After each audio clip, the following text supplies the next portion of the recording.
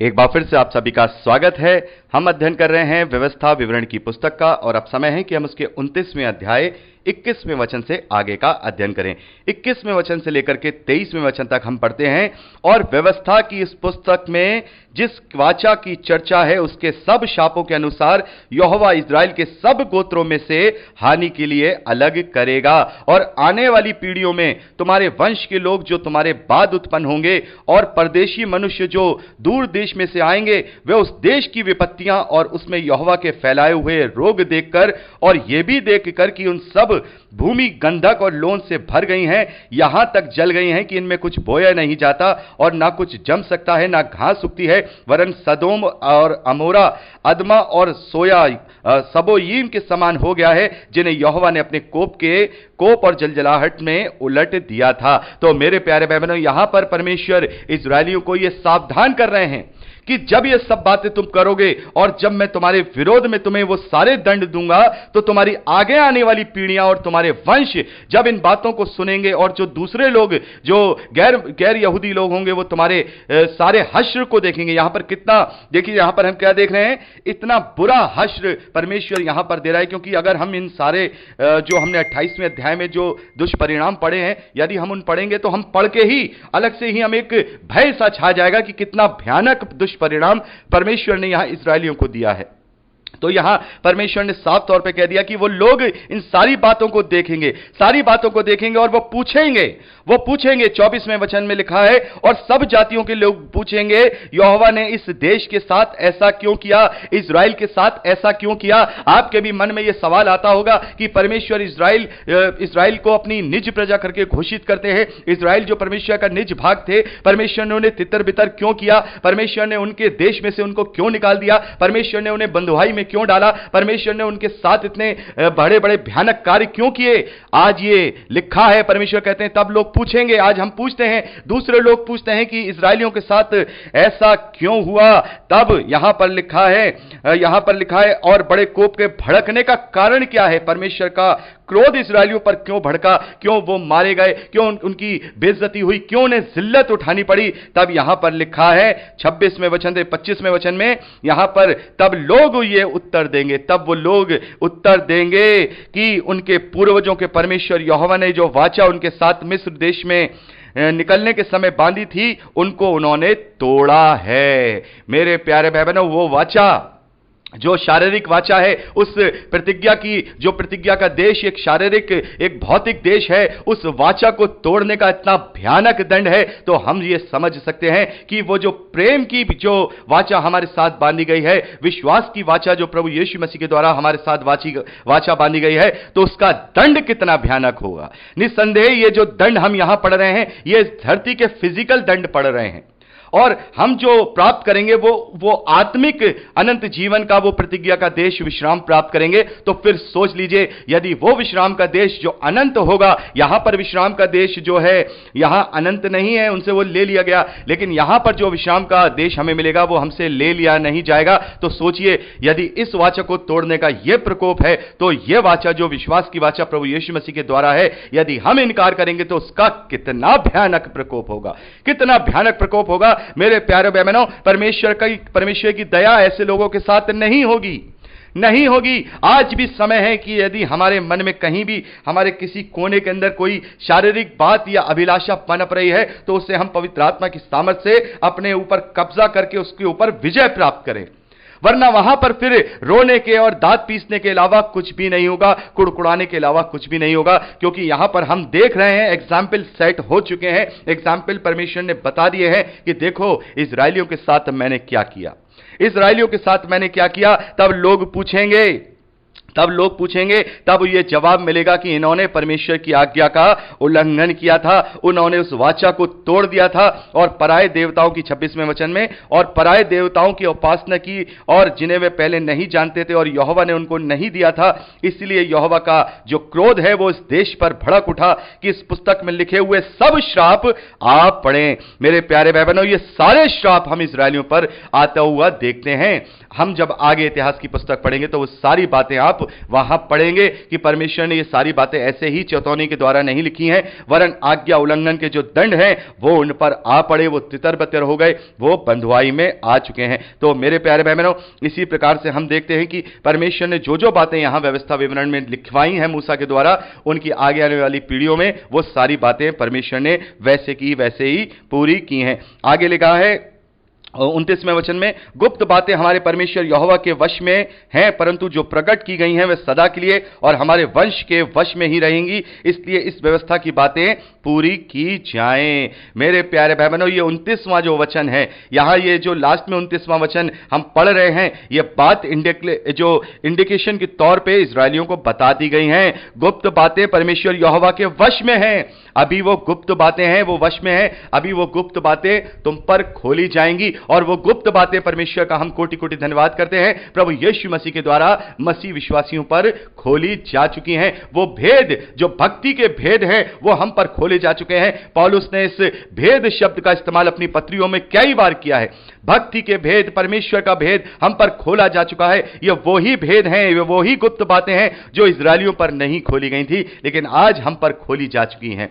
आज हम जानते हैं कि हमारे जीवन का सार क्या है। आज हम जानते हैं कि हमें इस धरती पर क्यों भेजा गया है। आज हम जानते हैं कि इस धरती पर हमारा जो कार्य है वो क्या है। हम जानते हैं इस जंगल रूपी जीवन में हमें कुड़कुड़ाना नहीं है। हम जानते हैं कि हमें अपना 40 साल का जंगल का सफर, जो भी परमेश्वर ने हमें आयु दी है, वो पूरा करना है और हमें उससे योग्य बनना है, उसी योग्य बनना है जो परमेश्वर की योजना हमारे लिए, उसकी इच्छा और मंशा के अनुरूप है। प्रभु यीशु मसीह पर विश्वास करने के द्वारा अपने आप को नई सृष्टि बनाकर परमेश्वर के ग्रहण योग्य बनकर परमेश्वर की सहभागिता के लिए अपने आप को तैयार करना है। जब हमारे पापों की क्षमा हो चुकी है तो अब हमें और क्या चाहिए। घृणित से घृणित पाप जो अगर हमने अपने जीवन में किए हैं वो भी प्रभु यीशु मसीह में अगर हमें क्षमा दिलाते हैं तो फिर अब हमें और क्या चाहिए। हमें सच्चाई का पता चल गया है, हमें आजादी दे दी गई है, हमारे सारे बंधन खोल दिए गए हैं। अब हमें और क्या चाहिए। हमें अब परमेश्वर की धार्मिकता बना दिया गया है। अब हम परमेश्वर की संतान होने का गौरव प्राप्त करते हैं। अब हम उसे हे अब्बा और हे पिता कह करके पुकारते हैं। अब और क्या चाहिए। हर एक प्रकार के क्लेश में वो हमें शांति देता है, धीरज देता है, वचन के द्वारा आनंद और उसका उत्सव देता है। वो सारी हमें खुशियां देता है जो आत्मिक रूप से हमें मिलती हैं। अब हमें और क्या चाहिए। तो मेरे प्यारे भाई बहनों, ये गुप्त बातें अब हम पर प्रकट हो चुकी हैं, तो अब हमें और क्या चाहिए। अब ये उनके वंश के वश में नहीं थी, लेकिन हमारे वंश के वश में है। यहां क्या लिखा है, परंतु जो प्रकट की गई हैं वह सदा के लिए हमारे और हमारे वंश के वश में रहेंगी।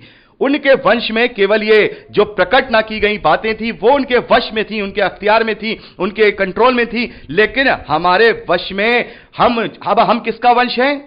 ये यहूदी किसका वंश है, याकूब का वंश है। लेकिन अब हम किसका वंश बनते हैं, गलातियों 3:29 के द्वारा वहां पर पौलुस कहते हैं कि प्रभु यीशु मसीह पर विश्वास करने के द्वारा इब्राहिम के वंश की प्रतिज्ञा के वारिस होते हैं। उस वंश को वो भेद नहीं बताए गए थे, लेकिन इस वंश को जो इब्राहिम का वंश प्रभु यीशु मसीह के द्वारा बना है वो भेद प्रकट कर दिए गए हैं। अब वो हमारे वश में है और हमें वश में करने के लिए एक सहायक भी दिया गया है और वो पवित्र आत्मा है। तो मेरे प्यारे भाई बहनों, ये कंपैरिजन है पुराने नियम का और नए नियम का, पुरानी वाचा का और नई वाचा का, कि जितनी बातें उन्हें बताई गई थी केवल वो उतने में ही वो संतुष्ट थे, उन्हें उतनी ही बातें पता थी। लेकिन अब हमें जो इब्राहिम का वंश प्रभु यीशु मसीह के द्वारा हम उसके वारिस बनते हैं, हमें अब वो सारी भेद की बातें बता दी गई हैं। अब वो हमारे वश में रहेंगी। उनके वश में केवल व्यवस्था की बातें थी, हमारे वश में प्रेम की, आनंद की, धीरज की, कृपा की, भलाई की, संयम की बातें वश में है, जो पवित्र आत्मा का फल, उसके चिन्ह हमारे जीवन में जो दिखाई देते हैं। तो मेरे प्यारे भाई बहनों, इस प्रकार से हमने 29वां अध्याय यहां पर कंप्लीट कर लिया है। अब हम 30वें अध्याय पहले वचन से आगे का अध्ययन करेंगे और यह 30वां अध्याय 29वें अध्याय की ही कंटिन्यूटी में लिखा गया है। जैसा हमने 28वें अध्याय को पढ़ा, 28वां अध्याय 28वें अध्याय के बाद 29वां अध्याय कंटिन्यूटी में, और ऐसे ही ये 30वां अध्याय भी।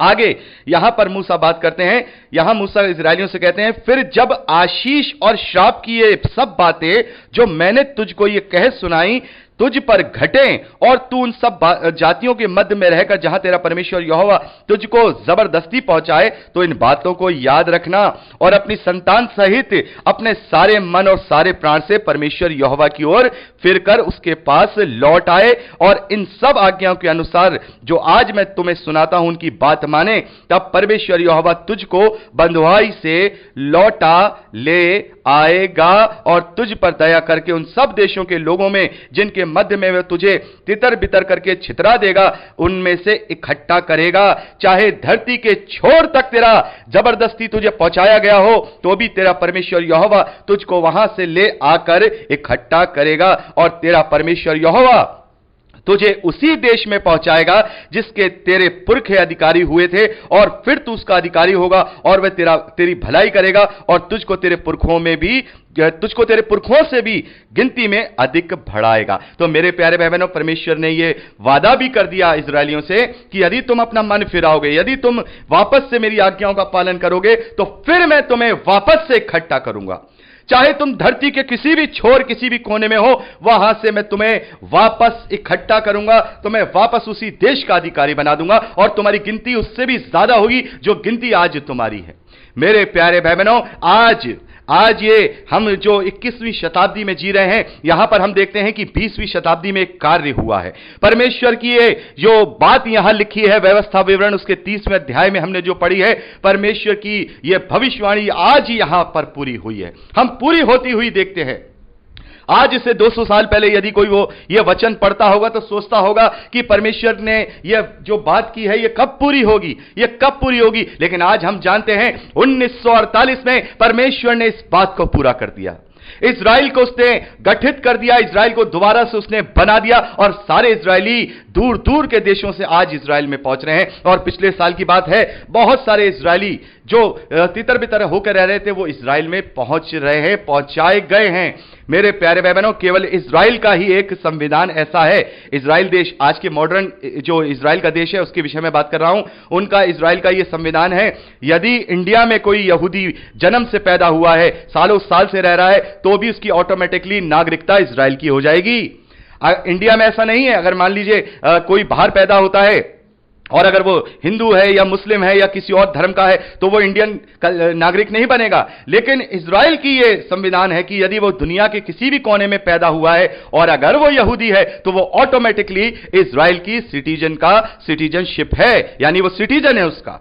तो मेरे प्यारे भाई बहनों, आज हम देख रहे हैं दुनिया के कोने कोने से, यहां साफ तौर पे लिखा है धरती के छोर तक, धरती का छोर यानी कि दुनिया में किसी भी जगह पर अगर वो इजरायली वहां पर होगा, यहोवा तुझे वहां से ला करके इकट्ठा करेगा। और परमेश्वर का धन्यवाद है कि आज हम ये होता हुआ देख रहे हैं, इजराइल को इकट्ठा होता हुआ देख रहे हैं। लेकिन मेरे प्यारे भाई बहनों, आगे देखिए, इस वचन को बड़े ध्यान से सुनिएगा। यह परमेश्वर की वाणी यहां पूरी तो हो रही है, भविष्यवाणी यहां पूरी तो हुई है, लेकिन यहां पर परमेश्वर क्या कह रहा है, और तेरा परमेश्वर यहोवा तुझे उसी देश में पहुंचाएगा जिसमें तेरे पुरखा अधिकारी हुए थे, और तू फिर उसका अधिकारी होगा और वह तेरी भलाई करेगा और तेरे पुरखाओं से भी गिनती में अधिक बढ़ाएगा। यहां 6वां वचन पढ़िए, और तेरा परमेश्वर यहोवा तेरे और वंश के मन का खतना करेगा कि तू अपने परमेश्वर यहोवा से अपने सारे मन, सारे प्राण, पूरे बुद्धि, सारे मन, सारे प्राण और के साथ प्रेम करे, जिससे तू जीवित रहे। तो यहां पे क्या लिखा है, तेरे मन का खतना करेगा। इस बात पर आप ध्यान दीजिए, इस बात पर आप ध्यान दीजिए। अब जो यहां पर इनका खतना होता था वो शारीरिक खतना होता था, लेकिन अब यहां परमेश्वर उनके मन का खतना करेगा। तो अभी तक इनके अभी मन का खतना नहीं हुआ है, मन का खतना होना बाकी है। अभी ये समय आने वाला है, हमने प्रकाशित वाक्य में पढ़ा है कि इजराइल से ही शुरुआत होगी उन 2 भविष्यवक्ताओं के द्वारा जो प्रचार किया जाएगा, यह प्रचार किया जाएगा, वो अपने मन का खतना कराएंगे। मन का खतना कराने का मतलब प्रभु यीशु मसीह की आज्ञाओं को अपने जीवन में लागू कराना, यानी कि मन का खतना यानी मन से आत्मिक हो जाना। तो यहां पर अभी यह बात होना अभी बाकी है, अभी इजराइल में चल रहा है ये सारा, कार्यक्रम चल रहा है जो प्रभु ने कहा है। प्रभु ने भी कहा है कि इजराइल के सारे देशों में जब तक सारे शहरों में जब तक प्रभु का प्रचार नहीं हो जाएगा, उससे पहले ही प्रभु यीशु मसीह धरती पर आ जाएंगे, उनका दूसरा आगमन हो जाएगा। तो अभी ये सारा कार्यक्रम चल रहा है, इसी वचन के अनुसार चल रहा है, और ये भविष्यवाणी हम कह सकते हैं 100% सटीकता के साथ आज हम पूरी होती हुई देख रहे हैं। आज से 80 साल पहले शायद हम इस भविष्यवाणी के विषय में बात नहीं कर पाते। यदि ये अध्ययन हम 80 साल पहले कर रहे होते तो इस बात को मैं आपसे नहीं कर सकता था, क्योंकि इजराइल नाम का कोई देश, कोई वजूद में नहीं था। लेकिन आज हम कर सकते हैं, यह वचन पूरा होता हुआ देखते हैं। आज हम बहुत भाग्यशाली हैं मेरे प्यारे भाई बहनों, जो हम अंत के दिनों में जी रहे हैं, और अंत के दिनों में हमें वो चिन्ह दिखाई दे रहे हैं जिनसे हम अपना विश्वास बढ़ा सकते हैं। 200-250 साल पहले बहुत सारी बातें ऐसी थी जो पूरी नहीं हुई थी, झूठे भविष्यवक्ता नहीं थे, लेकिन आज हम देख रहे हैं वो सारी बातें पूरी हो रही हैं। तो आज के लिए हमारा कितना बड़ा विश्वास है कि बाइबल की कितनी सारी बातें आज हम पूरी होती हुई देख रहे हैं। तो अगर हम इन बातों को पूरा होते हुए देख करके भी अपने विश्वास में प्रबल ना रह सके, तो फिर अब हमें फिर उस क्रोध से हमें फिर कौन बचा सकता है? क्योंकि आज हमारे पास ये सारी बातें रिवील हो चुकी हैं। तो यहां पर हमने 6ठे वचन तक का अध्ययन कर लिया है। 7वें अध्ययन